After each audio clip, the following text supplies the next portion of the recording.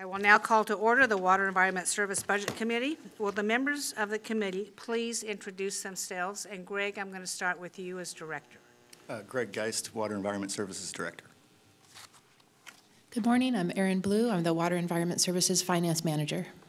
Go ahead, William. I'm William Gifford, Chair of the West Budget Committee. Oh, sorry, proposed, yeah, sorry, I spoke too soon, yeah, just a member of the Budget Committee. That's all right.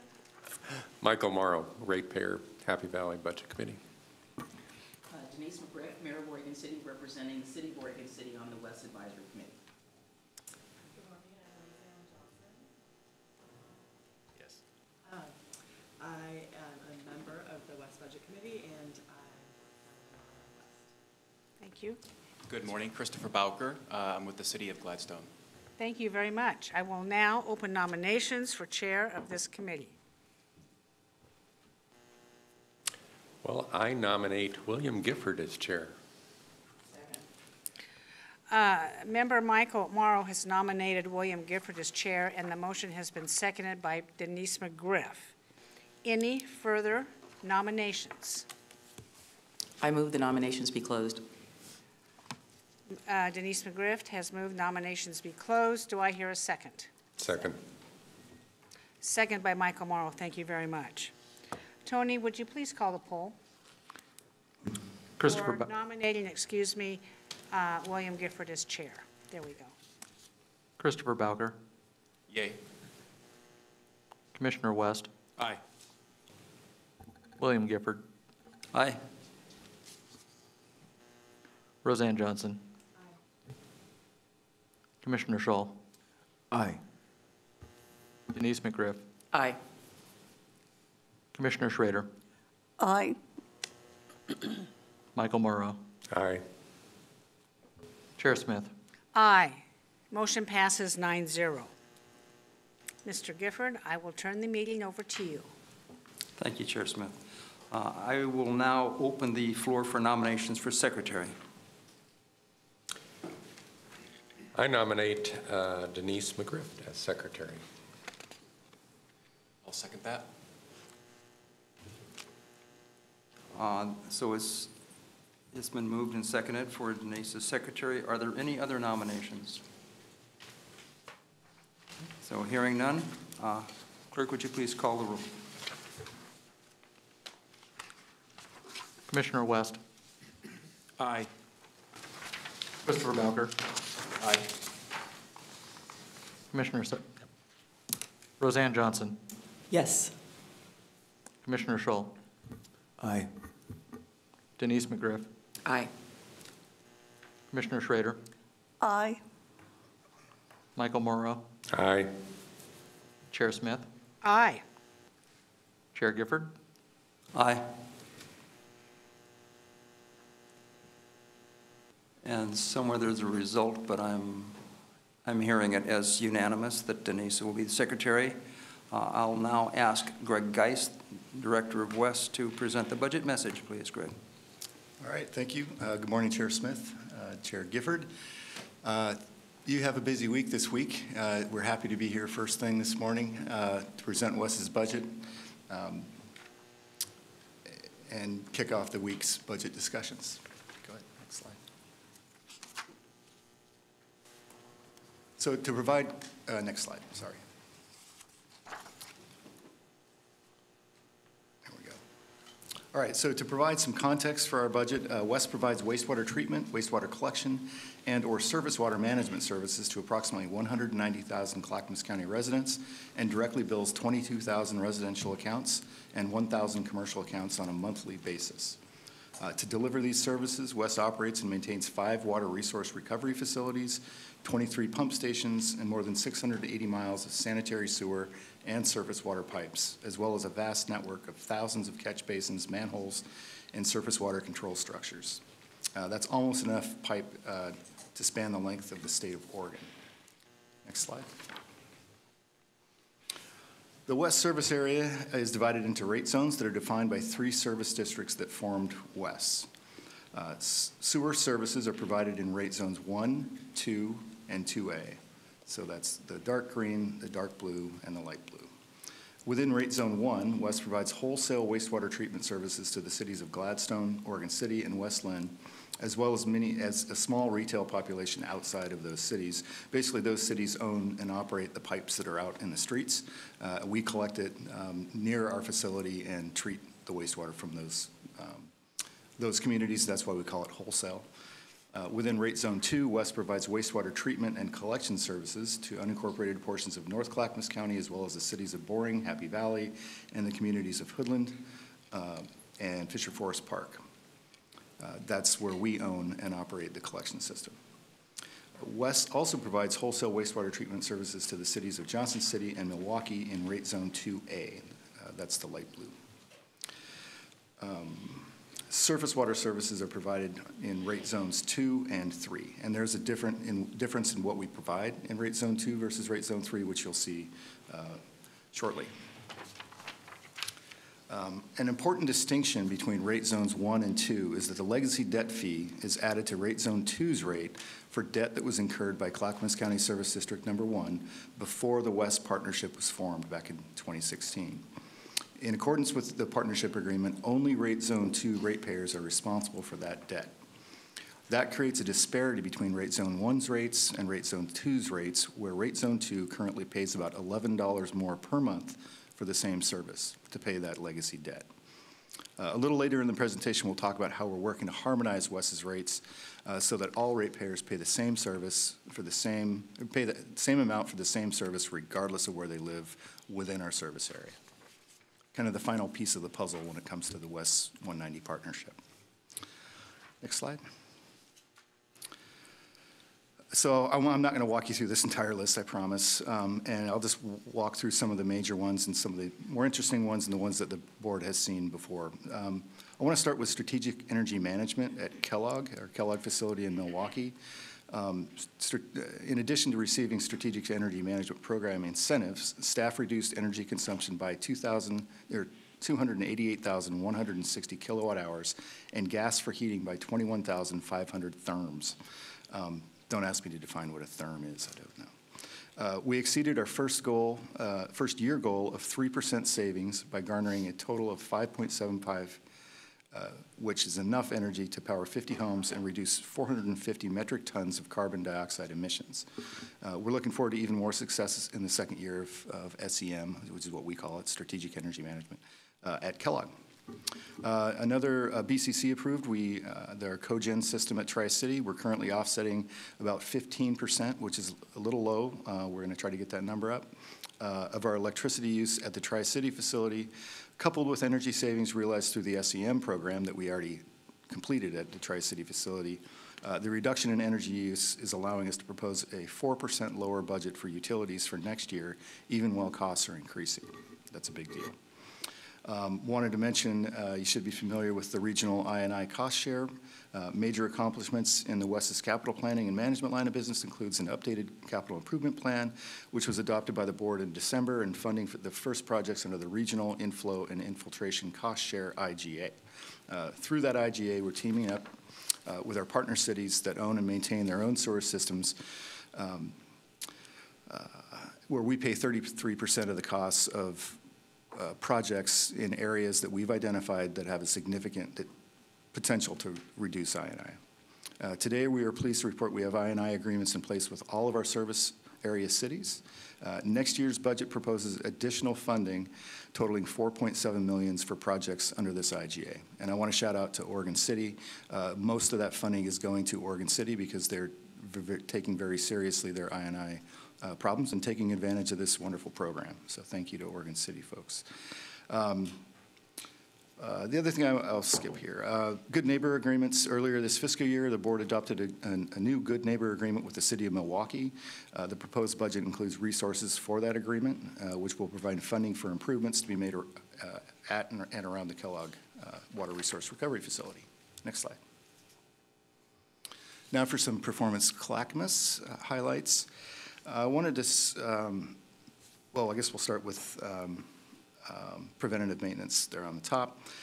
Preventative maintenance, for the first measure of this slide, the goal was to shift from reactive to proactive maintenance of our infrastructure, which not only allows for cost-effective investments of WES operating funds, but also reduces mishaps that cause disruptions and potentially damage for property owners. Reactive maintenance is more costly than proactive maintenance. So our goal is 75%.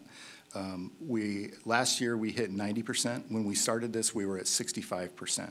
So that means that only 65% of essentially what our mechanics would be working on a given day was planned. The other 35% was not planned. That means something broke or some other event happened. So we want to get that and keep that number up. It's just good management. On the stormwater, second one down, stormwater, the performance goal was added in 2018-19 with the last plan update. We recognize that in order for our infrastructure to work, it needs to be properly maintained, and that includes privately owned systems. We ramped up our business inspection program to provide inspection and pollution prevention services to our customers so that they know what is expected of them and keep their systems in good shape. We were talking to people that have never interacted with WES or the county about their private infrastructure, so not surprisingly, compliance rates were low, but we're putting a lot of energy into that and look forward to bringing those numbers up. Next slide. Some of the key takeaways on this slide, if you look in the center column, WES is entirely ratepayer funded and receives no general funds. You'll also notice over there to the two columns to the left of that, that all of WES's programs are aligned with BCC priority areas. Moving over to the right-hand column, you'll see that we are below our targets for some program areas. Short staffing and retirements have impacted our asset management and watershed protection metrics, and reduced development has impacted our permit services metrics. We are seeing a slowdown in permit applications. Also, lower than average flows due to relatively dry weather has impacted a couple of our operations metrics during the first half of the year, but flows are back up, and we expect that we'll meet those targets. Next slide. So WES's total proposed budget for fiscal year 2023-2024 is $288 million and reflects our priorities to ensure sufficient capital investments to meet the demands of growth in the service area, replace aging infrastructure, meet all regulatory requirements, and operate cost-effectively while keeping rates affordable and predictable for our customers. And you'll note the large blue slice on the left versus the somewhat smaller blue slice on the right. That represents us spending down reserves on capital projects, which we'll talk more about that. And as we'll see in detail later in the presentation, the proposed budget incorporates rate increases for sewer and surface water monthly charges, as well as system development charges. If the rate increases are approved, most customers served by WES would see their bills increase by $1.20 per month, or $14.40 per year. The proposed increases to the monthly service charge rate are in alignment with the rate forecasts in WES's long-term financial plan, as supported by the WES Advisory Committee. And the proposed SDC increases are inflationary only, based on the March 2023 construction cost index of 3%. Next slide. All right, the proposed budget represents an increase of about 6% or $15.9 million from the current fiscal year's amended budget. This increase consists of an increase in materials and services. I'm sure you'll be hearing a lot about that this week, and we'll talk more about it too. Capital outlay and special payments that are partially offset by reductions in contingencies, interfund transfers, and ending fund balances. As you can see on this slide, capital outlay of just over $52 million. It's the gray column, a little more than halfway down, is the most significant expenditure in the proposed budget and reflects an increase of more than $21 million or 70% from the current year.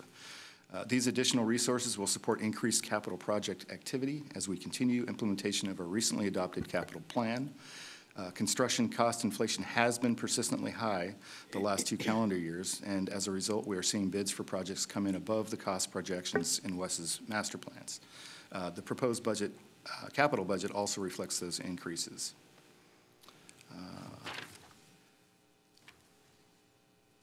Next slide. Okay, department summary. A few points on this. On this slide, I want to highlight the increase of 2 FTE proposed to a total of 118 positions at West to support implementation of West's capital plan. The FTE column on the left-hand side, you'll see from 116 to 118. Those are engineering positions. They are almost virtually all of them are paid through the capital program, SDCs as well as capitalized dollars. So they have very little impact on rates. Major operating budget is in the operations line of business and plant operations program. West received approximately $700,000 in American Rescue Plan ARPA funds for revenue loss in FY 21-22, and we're anticipating directing those funds toward the Tri-City Outfall Project. In addition to the expenditure of revenue loss funding, the proposed budget includes ARPA funding of about $350,000 for stormwater infrastructure as approved by the BCC in October of 2022. Next slide. So West is in a pretty unique position in that our service area contains both some of the oldest sewer infrastructure in the state, in Oregon City, and one of the fastest growing, if not the fastest growing city in the state, which is Happy Valley. We did a recent population study, and we're expecting 1% population growth for the next 20 years. That's pretty remarkable. Moving down to ongoing cost pressures. I'm sure we'll be hearing a lot about this during your discussions this week. Labor costs rose significantly, as did chemicals, utilities, and the allocated costs West pays the county. Next slide. So how does the budget address those challenges we just saw? Is through increased capital funding of $52 million, $4.7 million to the I&I reduction within the cities, 2 new engineering positions to support project delivery, and I want to call out that 3.3% increase in the right-hand column middle for materials and services. We worked very hard to keep that number low, which I'll show you on the next slide. All right, West's total proposed budget is $288.9 million. The $97.2 million on this slide is what we're actually budgeting to spend. The budget reflects an increase of 29%, or $21.9 million from the current budget. The major driver of that increase, as the chart shows, is an increase of $21.4 million for capital investments that I just mentioned. Labor is the largest expense in West's operating budget. Without consideration of 2 new positions, requested salaries, without consideration of the 2 new positions, salaries, cost of living adjustments, pension increases, and other benefits increase totaled more than $800,000. Similarly, outside of West's control, the cost charged for county internal services increased by approximately $630,000. To offset those increases, staff reduced discretionary spending and made reductions in other line items to more accurately align the budget with prior year spending. We also incorporated a frictional vacancy rate for labor this year. That's the first time we've done that. That acts like a negative contingency and acknowledges there will be unanticipated vacancies that result in reduced labor costs. That's a new thing for us. Typically, when we would budget, we would say, when are we going to fill these positions? But having over 100 employees, we're always going to have somebody retire, somebody move on, and we're always going to have that, what we call frictional vacancy rate. And we haven't accounted for that in past budgets. We are being more precise moving forward. Next slide. All right. Just wanted to note, 92% of West's revenue is derived from 2 main sources, which are user charges for the monthly sewer and surface water services, and SDCs, or system development charges, for new connections to the system. Budgeted sewer service charges are projected to increase by 4.9%, or just over $2 million, as a result of the growth in the service area and moderate increases to the rates. Budgeted surface water charges are projected to increase 7.1%, or about $430,000, resulting from growth and a proposed rate increase, and that equates to the 50 cents per month for rate zone 2 and 25 cents per month for rate zone 3. Next slide. Now we'll move on to Wes's capital budget. A few large projects, well, and as you can see, the difference between the gray column and the white column, many of these projects are just getting started this year. They're multi-year projects, so the total estimated cost is going to be down the road. A few of the larger projects in Wes's proposed sewer capital budget are listed here. These 5 projects total over $38 million and account for about 77% of next year's sewer capital spending. And many of those should look familiar because they all went through the board for approval. With the exception of the Willamette Pump Station and Force Main project, the major projects in Wes's budget are either already under construction or will be moving into construction phase during FY 23-24.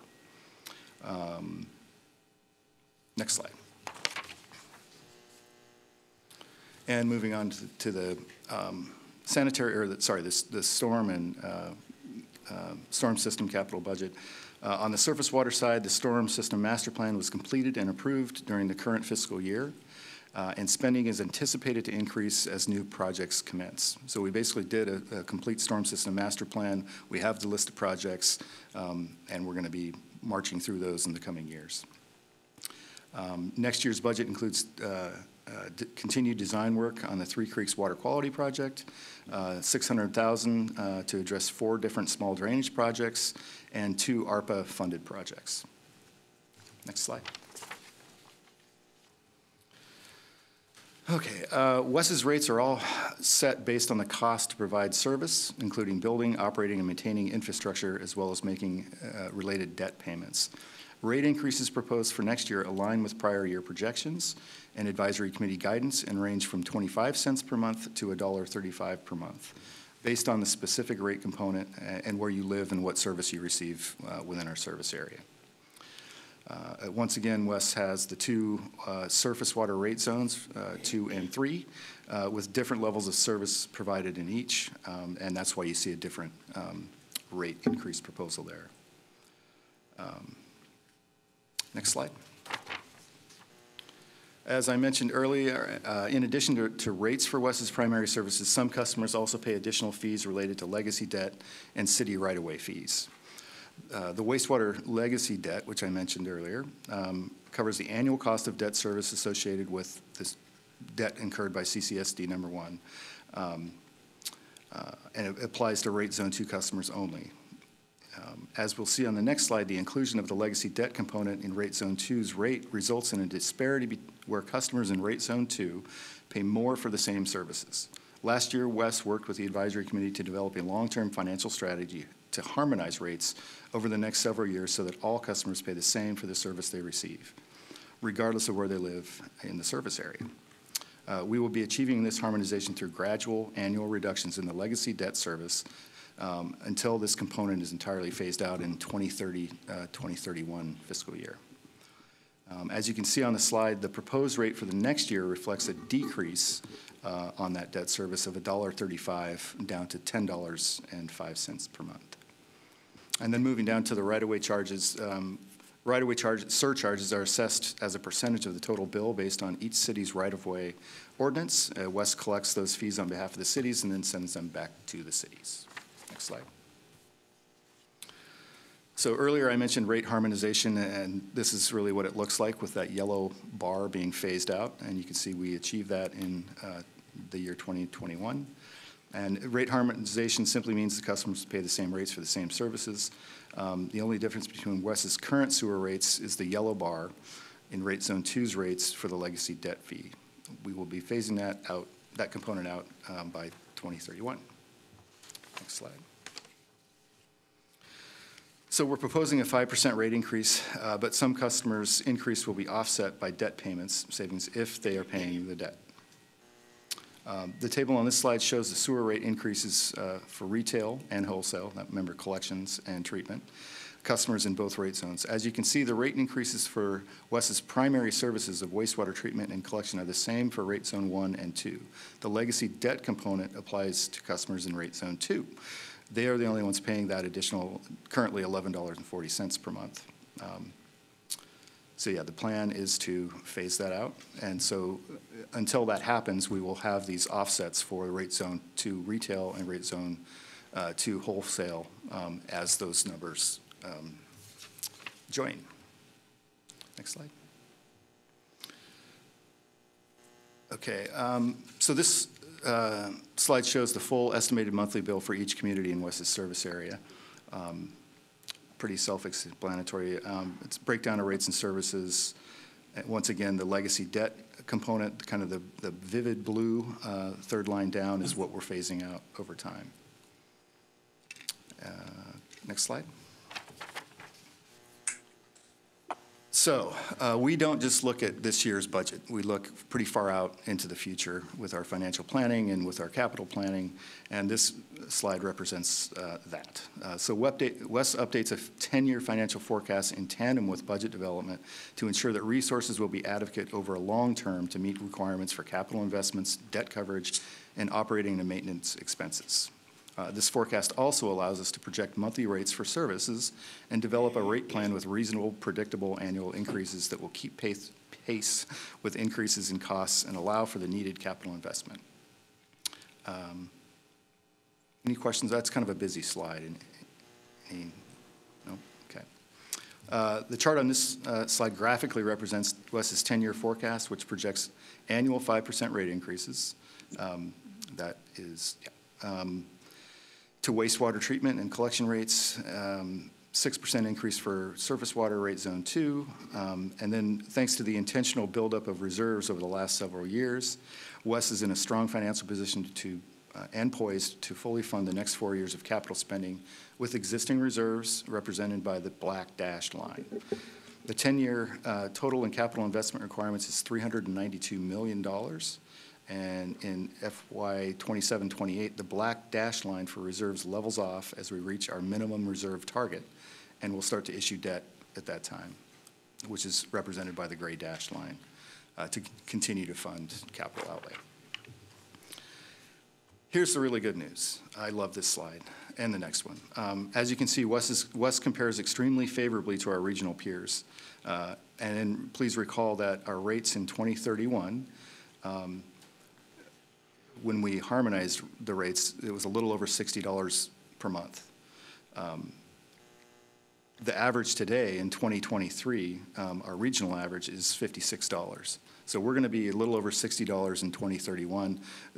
Our regional peers and partners are going to are also marching forward, so we're going to be extremely competitive for the foreseeable future when it comes to sanitary sewer rates. And it's even more stark, next slide, when it comes to surface water. So we say we want 7% increases in surface water, but we are way, way below the median, the regional average. And part of that is we didn't have a storm system master plan until this year.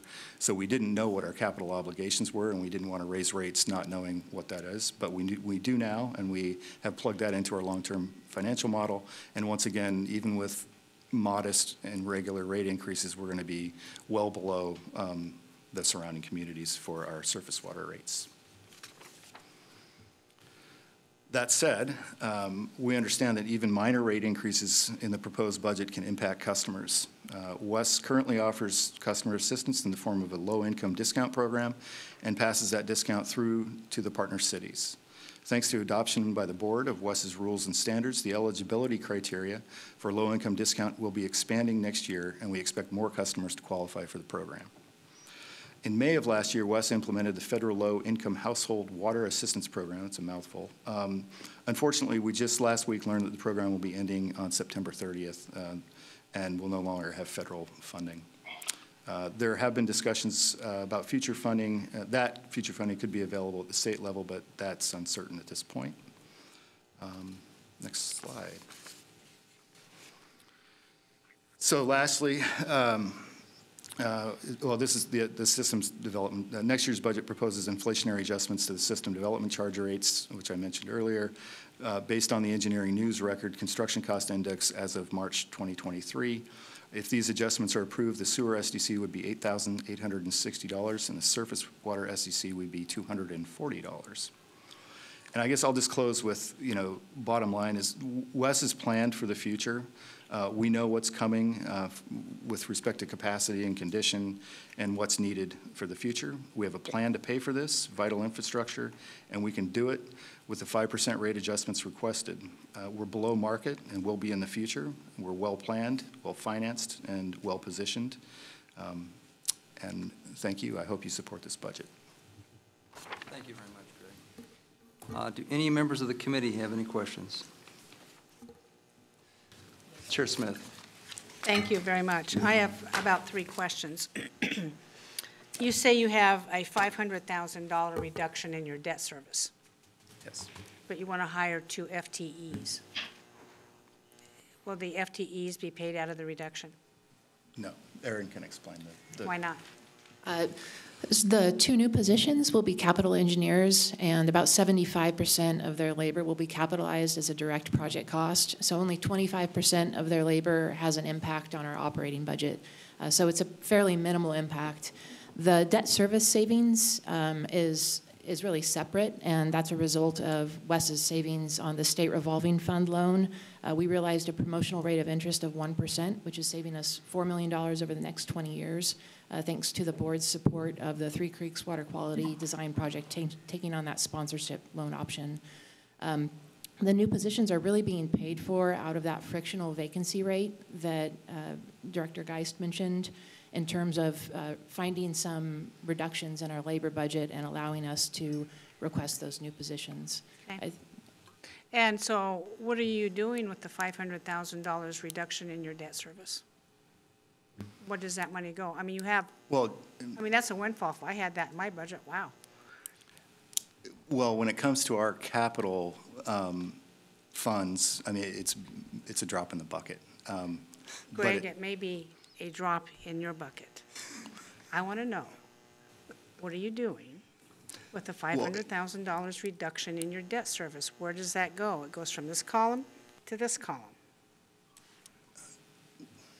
I don't have a good answer. I can. Go ahead.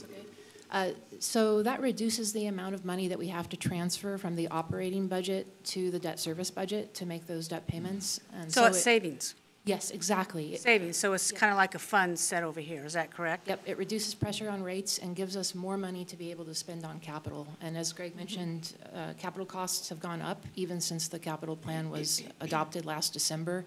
And so it's helping us to absorb those costs without projecting higher rate increases than the 5%. And when you made the statement that the rate increases are offset by your debt payment, that was a different statement. That didn't have to do with the $500,000. So explain to me when you made the statement that your rate increases are offset by debt payments. How does that work? Right. So as I mentioned, the ratepayers in Rate Zone 2, because they alone are paying for the debt that was incurred by CCSD number 1 prior to 2016, their bill, they're paying $11 and something, 40 cents more per month. That debt is getting paid down and will essentially get paid off in about 2031 to 2033. So everybody gets a 5% rate increase, but because we're paying that down, we're retiring that debt. And so eventually those numbers, or those lines are going to converge. And so, it is offset by they're paying less interest and they're paying less towards the loan. Okay. You also said you have 3.3% increase in materials and services. Does that come from your ratepayers, or does that come from your debt service? Ratepayers. Those are rate dollars. And I will add that we put a lot of work into keeping that number low. I think you're going to see a lot higher numbers. You are to be commended. No. These are just, the red flags that I hear in your presentation that, okay, wow, that's great. Just explain those. Okay, and then my last question. Practically every department that has come before us talk about staffing shortages. Staffing shortages either because of retirements or whatever, that's commonplace. It may be commonplace, but what are you trying to do to mitigate that, to get people back to work, to get people employed to run your system? We do lots of things. We're active recruitment for one. We're working with Clackamas Community College through their Water and Environment or technology program to make sure that we have educated and students that are ready to come in and help us. We literally were at a Women in Trades fair all weekend. We had staff there. I mean, we're beating the streets, working with, we worked with the Oregon City, not high school, but the CASE Academy to get high school students exposed to what we do, engineering and science and math. I could go on, I think. But. Good, good. Thank you very much. I do think this department is very well run. You have juggling a lot of balls, and I've always appreciated what you do out there. As you know, people want a clean glass of water from the faucet and be able to flush their toilets, and that's a service that you provide very well. That's all my questions, Mr. Gifford. Thank you very much, Chair Smith. Commissioner Schultz. Yes, thank you, Chair Gifford. On the slide that showed your reserves in a black dashed line, revenue in a green line, I think it was capital projects in the dashed gray line, that was projecting out some 10 or 20 years, I think. What do you factor in for a projection on inflation to come up with that slide? Do you use a standard guesstimate? That's a great question. Yeah. Thank you. So it's different by the different expenditure categories within Wes's operating budget. We're including a 6% increase in labor and 3 to 5% increases in the other operating inputs. Utilities are closer to the 5%. Some of the other inputs, like supplies, are closer to 3%. The overall increase in operating costs is just under 5%.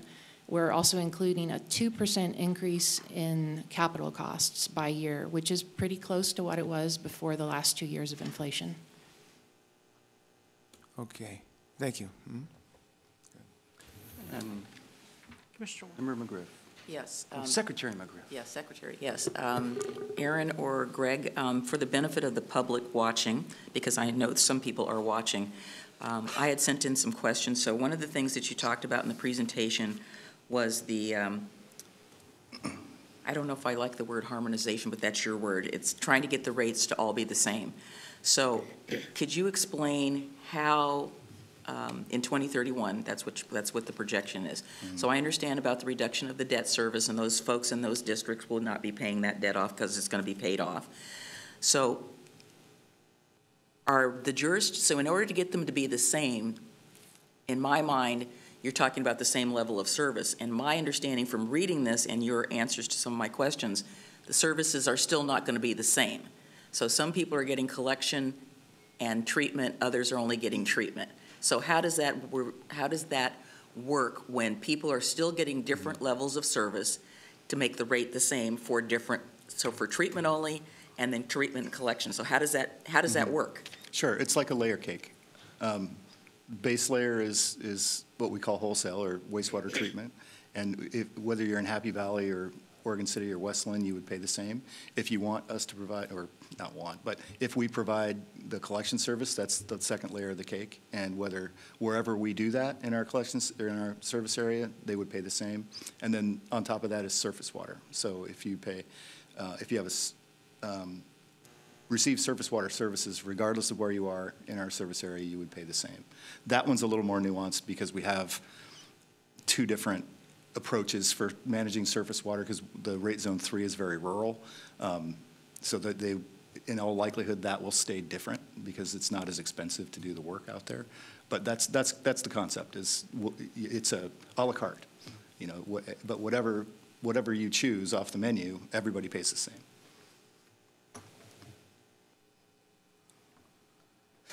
Just go ahead. It really didn't answer the question, but that's okay. Just move on. Are there any other questions from committee members? I would like. West would like to speak. I'm sorry. Commissioner West. Thank you. I'm really intrigued by this, the survey you did that breaks down comparable jurisdictions to West. And then the average monthly rate, it looks like amongst all the comparables is, am I understanding this correctly, is $56.43 a month, right? Yes. And often, we find that the west service area compared to the other service areas is below that or right about that.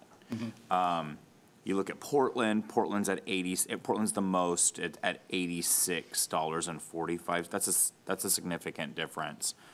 Are these totally comparable? I'm just kind of, why are we seeing our numbers? Are we just that awesome, or are there details that are intangibles that they're paying for that we're not having to pay for? I'm just kind of curious what causes us to have more affordable rates for our residents.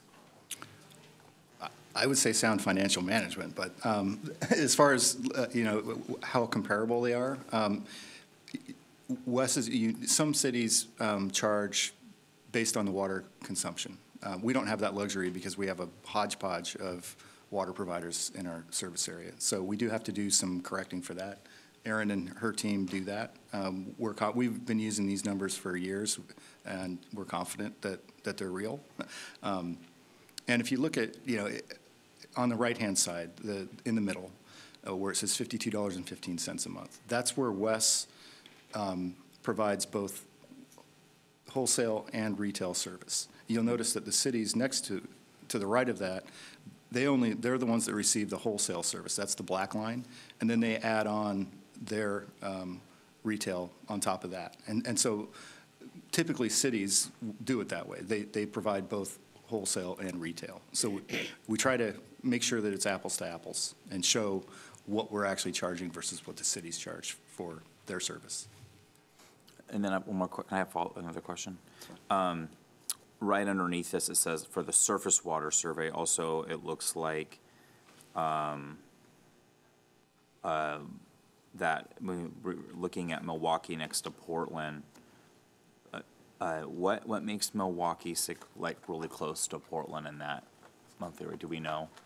That's they recently significantly raised their surface water fees. I don't know what, I'm not familiar with what they're planning from a capital standpoint or what projects they're planning on doing with that money, but it is significant. Yes. And that is a city charge. That is not, okay. Correct. That's from the city level. Okay, thank you. Yeah. Chairman Gifford? Yes. Director Geis, you forgot to add in that Portland is still paying for the big pipe project. Oh, yeah. Which they delayed for many years. They waited until absolutely to the bitter end when EPA said you either do it or we're shutting you down. So that's a big part of their expenses, is that they are trying to play catch up from 20 years ago. And we aren't doing that in Clackamas County because we got on the ball and did what we were supposed to do. And just as an aside, Portland was recently required by EPA to increase treatment capacity at the treatment plant, so they're working on that now. So they have large capital investment comparatively. Okay. Plus, they've got all that, when we have high water incidences, they're still having problems with the sewer going into the Willamette River, so you get all those alerts all the time. Right. Yeah. If they had started their big pipe project 20 years ago, they wouldn't be in this situation.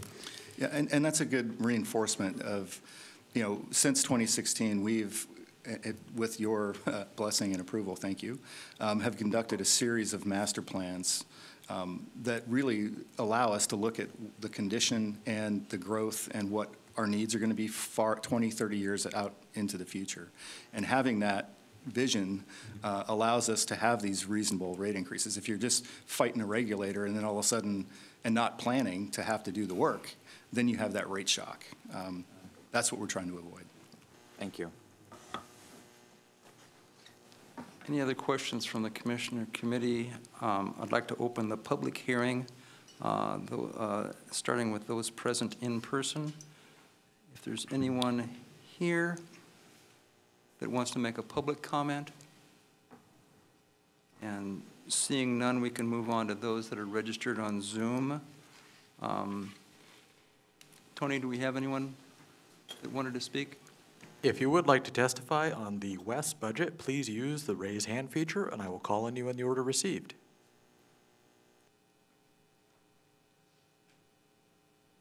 Mr. Chair, I do not have any hands raised. Right, thank you very much. No one else wishes to speak. I'll close the public hearing. And are there any further questions from the committee? Hearing none, I would entertain a motion on the budget. So I'll move that Water Environment Services Budget Committee approve the budget for fiscal year 23-24 to the amount of $288,905,817 with appropriations of $148,427,004 as presented. I'll second that. So this is supposed to say on here, it's been moved and seconded. Water Environmental Services Budget Committee approve the budget for the 2023-24 fiscal year in the amount of $288,905,817 with appropriations of $148,427,004 as presented with revisions as discussed. Oh, no, it's just as presented. No revisions. Is there any further discussion? Call for the question.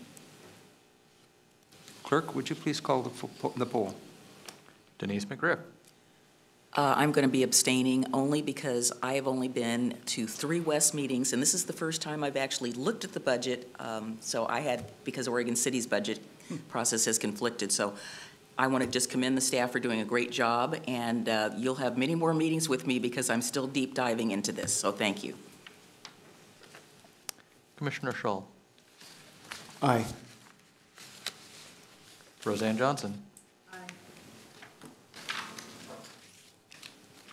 Commissioner West. Aye. Michael Morrow. Aye. Commissioner Schrader. Aye. Christopher Bowker. Aye. Chair Smith. Aye. Chair Gifford. Aye. Chair, the result is 9-0. With that, with one abstention. With one abstention. Is there any further business before this committee?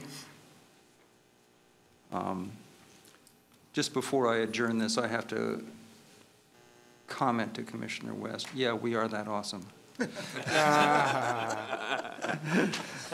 Committee's adjourned. I knew it.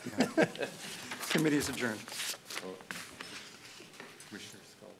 Chair Gifford, Excuse me. if I may, I would just like to say, I extend my appreciation to Greg Geist and Aaron Blue and everybody who is an employee at WES for doing a remarkable job while always ensuring that they do everything they can to keep the rates low for our taxpayers and ratepayers. Thanks again, and please pass the word to your employees at WES. Chair Gifford, I'd also like to make Yes, please. Okay. Not only do you run just such a wonderful organization, you're kind of one of my favorites, to be honest, but the environmental protection work that you do and the work that you do in the community is really, it's just out of sight. It's top notch.